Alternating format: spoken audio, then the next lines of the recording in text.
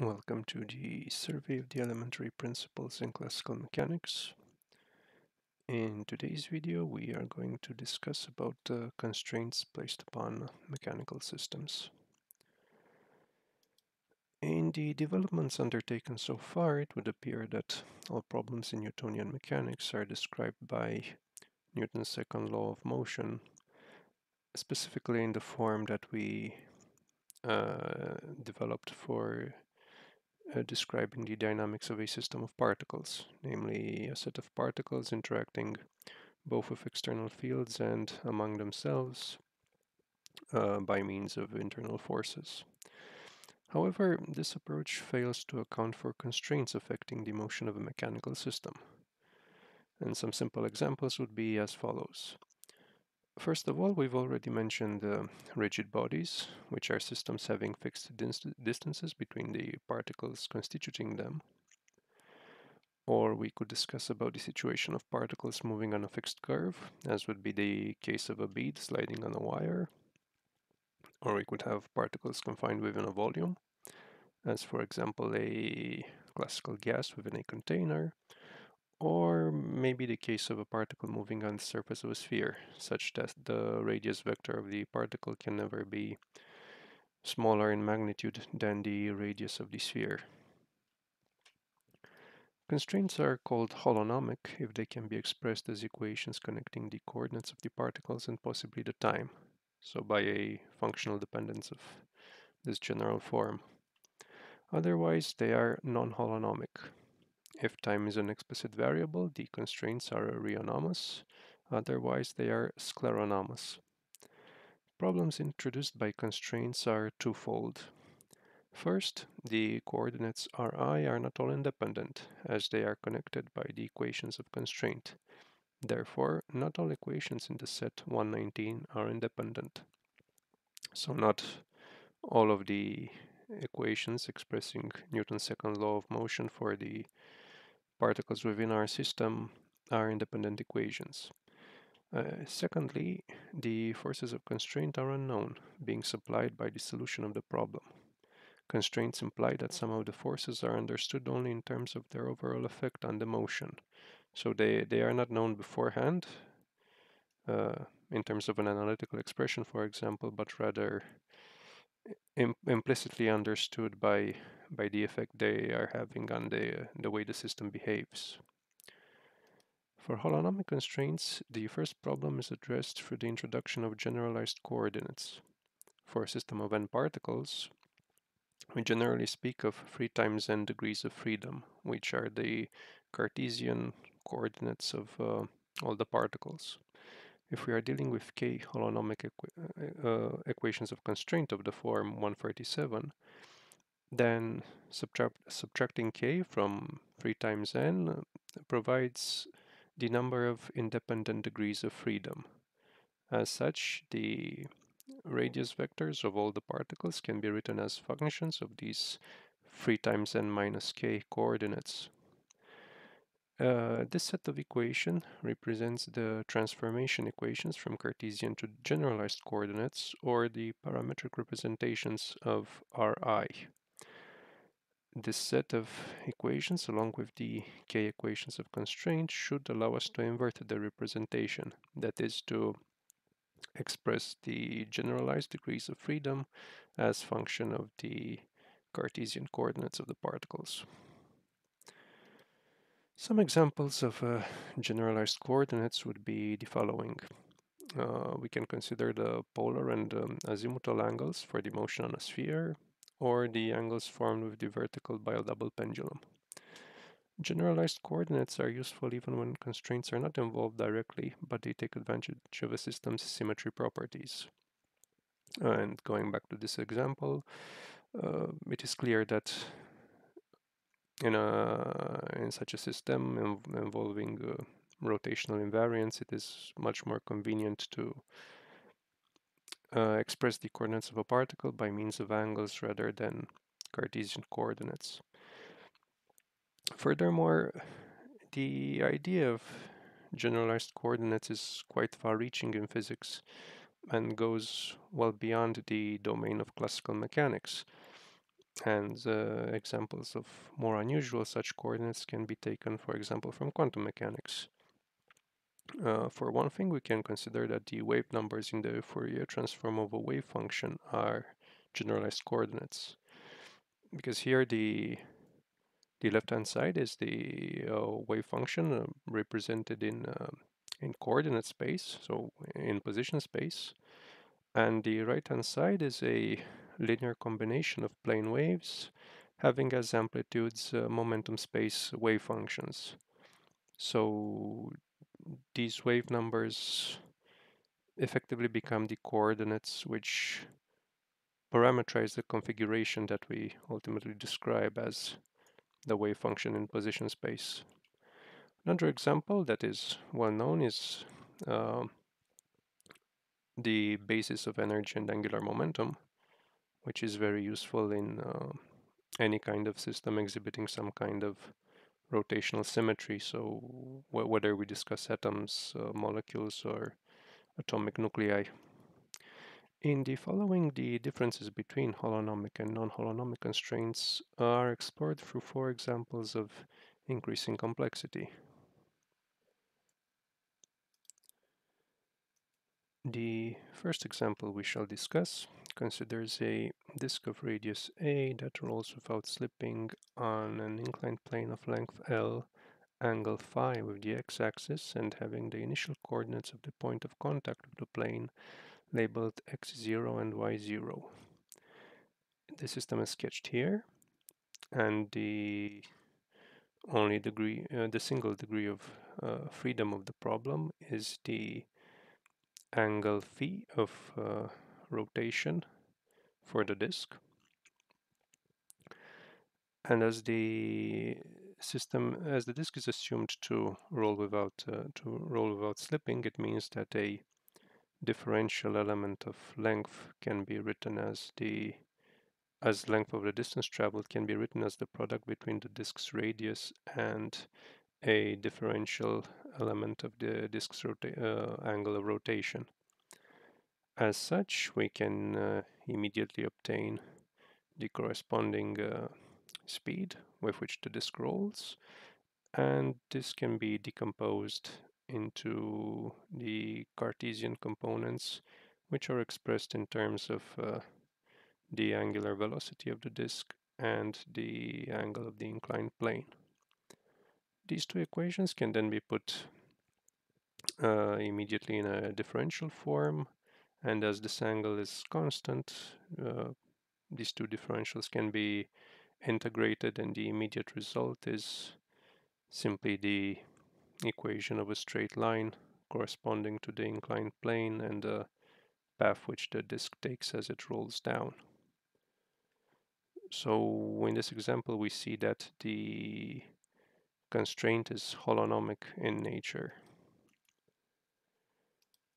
As a second example, we can consider a particle moving in the xy plane in such a way that its velocity v is always directed towards a point on the x-axis having the abscissa f of t, where f is differentiable but otherwise arbitrary.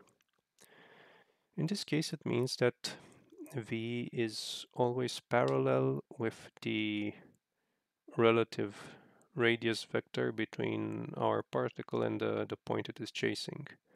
So if these two vectors are parallel, it means that they have the same tangent with the x-axis, and therefore the ratio of their components must be the same. The left-hand side is simply the derivative of y with respect to x, and for the for the right-hand side, uh, y prime, so the distance traveled by the particle on the y-axis, it's simply the y-coordinate, while x prime is simply f of t, so the total distance traveled by the point it is chasing minus the x component of the distance the particle has traveled. And then you can, from this expression, you can immediately obtain the differential form here. And this is where the problem ends, because for an arbitrary function, you cannot really do anything anymore at this point. In the stated conditions, the implied constraint is formulated in such a way that it is not applied explicitly to the coordinates themselves, but rather to the velocity. So it is non-holonomic in nature. We see from example 1 that in principle, an integrating factor can always be found for a first-order differential equation of constraint in two coordinates. This is due to the constraint imposing a functional relation between the two coordinates such that they are not both independent. Therefore, such constraints are holonomic. But as we see here in example 2, this one is non-holonomic due to the arbitrary nature of f and the fact that ultimately it affects directly the velocity of the particle as opposed to the coordinates. For example 3, we will consider a more general situation than in the first example. So a disk of radius a confined to the vertical plane that rolls without slipping in the plane xy. In a time dt, it will travel the distance a times d phi, once again because the rolling is assumed to take place without slipping, and therefore the magnitude of the velocity is a times the angular velocity of the disk. This can once again be decomposed into the Cartesian components of the velocity, expressed in terms of the disk's angular velocity, and the signs here depend on how you imagine the disk to be orientated in the xy plane. In any case, you can write the differential forms just as before, but the problem now is that phi is a variable as well. The above case is a special case of first-order linear differential equations of constraint of the general form written here. Such constraints are holonomic only if there exists an integrating factor f that turns the equations into exact differentials. That is, only if this set of equalities is satisfied for all of the coordinates and all the functions involved in the system. Now, if we are to write this explicitly for our example here, for example, for the equation in the x-coordinate, we will have this set of three functions depending on x, phi, and phi. And then if we apply the condition to obtain an exact differential, we reach this set of equations. And mainly because of the first one, if we take it and we put it here, then it is clear that this term vanishes. And then this expression will generally be satisfied only if f is 0. There is a particular case where f could be non-zero, but then if you look at the functions belonging to the second equation, you will obtain that once again this condition brought here means that this term vanishes, and you have to satisfy this condition as well. So they cannot really hold unless the function f is always 0, and as such no integrating factor can be found for the system. An intuitive explanation would be as follows. At any point upon the disk's trajectory, we can imagine it rolling about a tangent circle of arbitrary radius. Upon completing the revolution, the coordinates x, y, and phi have returned to their original values, but phi has changed arbitrarily. Hence, no unique functional relation can be established between the coordinates, and the constraint is non-holonomic. And finally, in example 4, we will consider two wheels of radius a that are mounted at the ends of an axle of length b such that they can rotate independently. The whole system rolls without slipping in the plane xy. The coordinates of the points of contact for the two wheels are labeled with the index I, taking the values 1 and 2, while the coordinates of the axle's midpoint are unlabeled.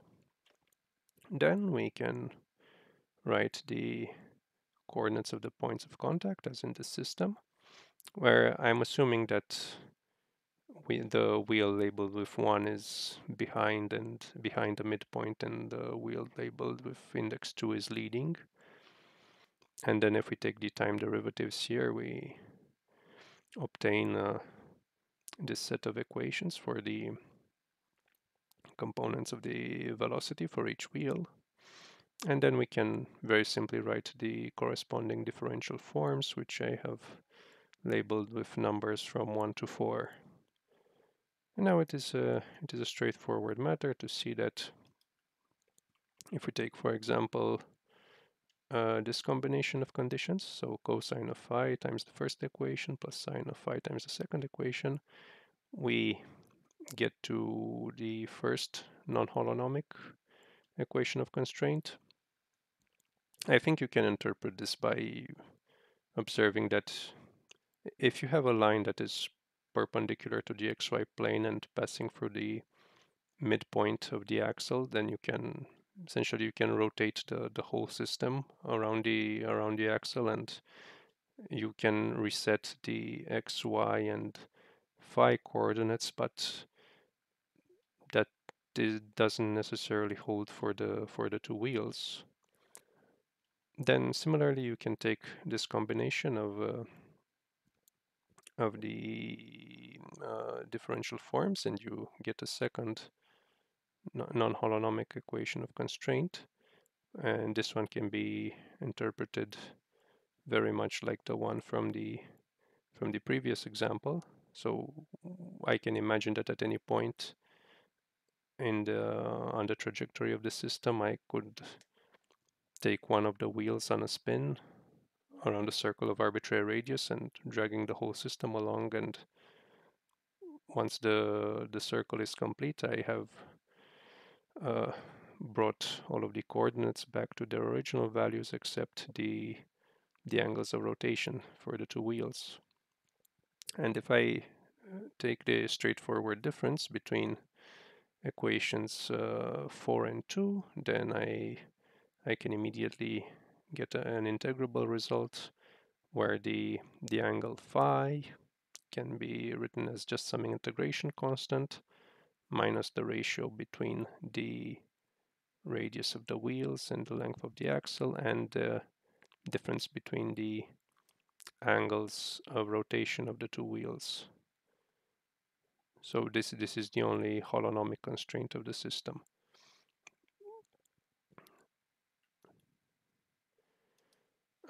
Problems involving holonomic constraints always allow a formal solution due to the dependent coordinates having been eliminated through the equations of constraint. There is no general method to address non-holonomic constraints. Non-integrable differential equations of constraint can be introduced in the problem alongside differential equations of motion, resulting in the elimination of the dependent coordinates through the method of Lagrange multipliers, which is something that we will address later on.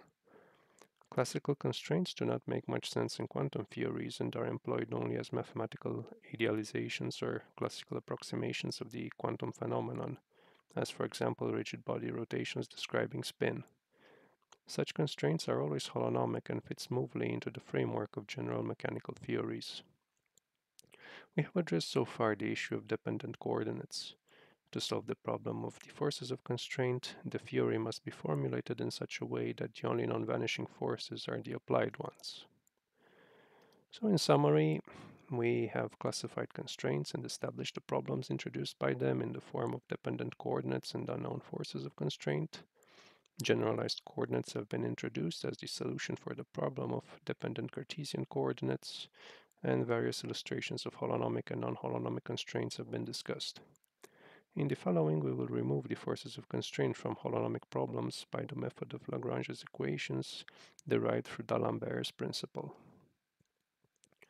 So with that, I want to thank you very much for watching. I hope you found the video worth your time, and I will catch you later. Goodbye.